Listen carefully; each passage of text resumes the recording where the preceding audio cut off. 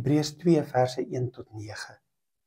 Hier sien ons dat, daar word vir ons herinner daaraan dat hierdie evangelie wat Jesus self kom verkondig het, wat Jesus wat homself bewys het as God, wat wonders gedoen het, tekens gedoen het.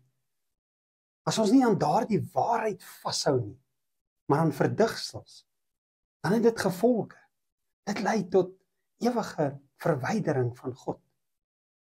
In vers 1 sê hy, om hierdie rede moet ons soveel kragtiger vashou aan wat ons gehoor het, sodat ons nie dalk weggedryf nie.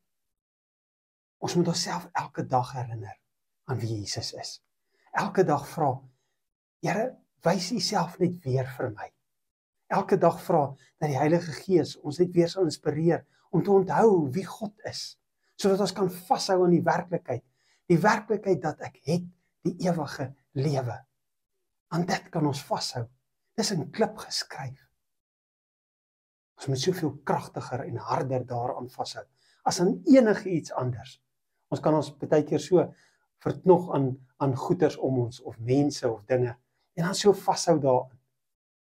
Hier herinner hy ons aan wat die mees belangrikste is om aan vas te hou in jou lewe.